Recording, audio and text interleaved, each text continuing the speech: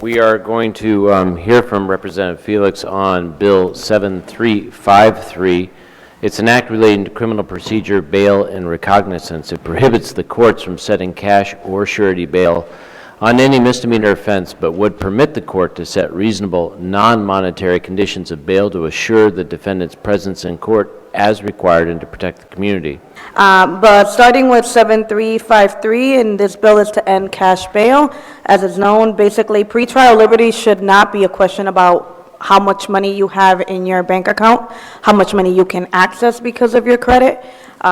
It's just not the way that it should be. For those who don't know, bail broadly refers in the criminal context to the posting of some form of security, usually a sum of money, to be able to be, for the surety to be released, and that way you can come back to prison, or excuse me, come back to court, or the assurance to come back to court. So the idea of this bill is to prohibit on any misdemeanor the cash bail, and instead allow the court to issue non-monetary conditions to be able to ensure people to come back to court. I drafted a two-pager document for the committee members, should have been made available to you, which talks about what is cash bail, what's wrong with it, and why this is needed. So I'll leave it to that document for you guys to read at your own time, just because we've been here for a while.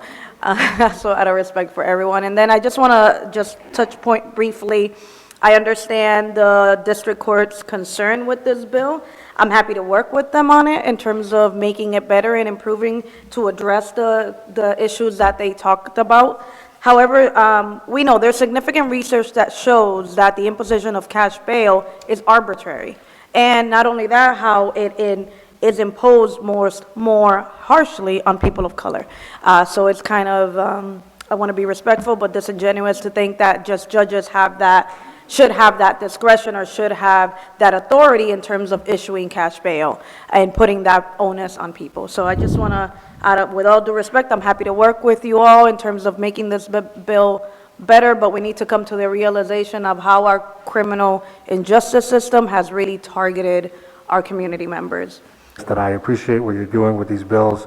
As somebody who practices criminal defense, especially who was a public defender serving people in the community, you know, I know that it's been a really long, late night tonight, but these bills deserve attention. They deserve our consideration. I've co-sponsored a couple of them with you. Look forward to working with you.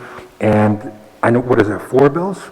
If any one of these bills, hopefully all 4 are implemented, but any one of these bills has the potential to completely transform our criminal justice system. Obviously, there's a lot of work to do, but I just really want to take a moment at this almost 10:30 at night to recognize and share my excitement that these bills are part of the language of this House.